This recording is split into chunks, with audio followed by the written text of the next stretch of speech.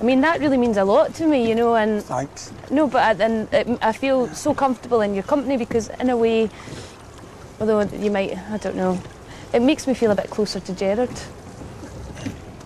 And I don't know, I mean, I've thanked you before, but yeah, I don't think I could ever thank you enough for what you did for us. And it's not just my family, it's what you've done for other families, but kind of having that personal experience, it makes me realise just how important you and the Humane Society is to Glasgow. Well, I think so. I like to think so, yes. I've known mothers of children that had drowned in the river to come and just sit with my mother all day. They just sat there and chatted, a cup of tea, went messages together and things, while my dad was out searching for her wee boy or girl. And you know, it means so much. That's what it's all about, but that's the kind of thing that doesn't happen in modern day life with the speed of everything, does it? No. It's so sad. It is. But I mean, it's sad that I had to learn about the Humane Society in the manner that I did, but, you know, I'm embarrassed that I didn't know about it before, but it did take tragedy. Well, we can't go shouting about our work because our work is other people's tragedy. But, you know, personally, in a way, you've helped me move on a bit. Well, I'm glad of that. But, Got you have our nice memories. And well, that's it. Keep these memories, yeah? That's it. You came from another land. Reached out and you took my hand.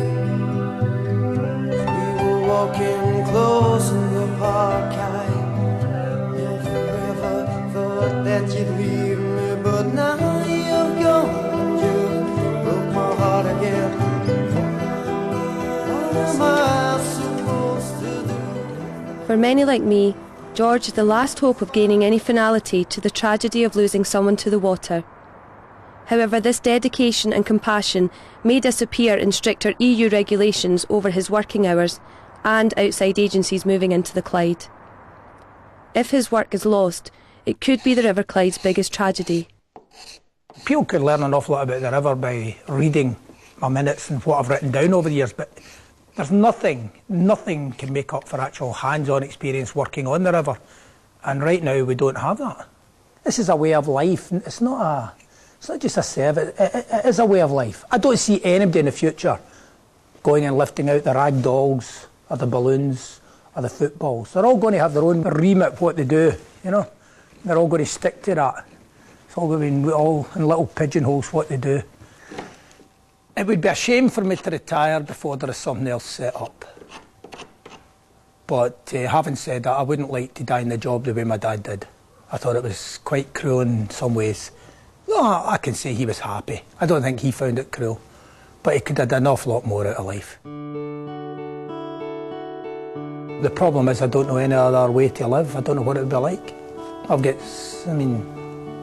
200 years of memorabilia in this house. What would I do with it all? What would I do with myself? Would I be like a fish without water? I just don't know how I could live without it, and yet, maybe in fairness to the family, I should. I don't know.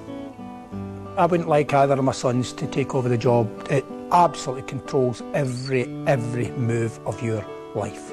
I would like the children someday to be part of a big unit, whether it be with the lifeboat, the mountain rescue, so I would like them to do something like that too.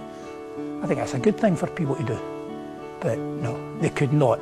The Humane Society cannot and will not continue the way it is just now. It can't.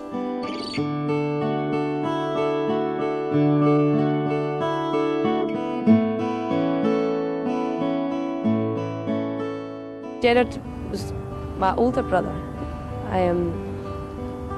But not just a brother, he was like one of my best friends as well. I mean, you know, we went about in the same circles and got up to mischief. And he was just like this guy who seemed to get up every single day and just shout to the world, what are you going to hit me with today? He just lived for music, lived for his music, and that's all he ever wanted to do, you know, and people would get on at him about doing something else with his life, go and get yourself a proper job. But he ignored them because doing other jobs didn't make him happy. You know, the only thing that made him happy was his music, and he realised that you only live once. You know, and that's just the way he treated life.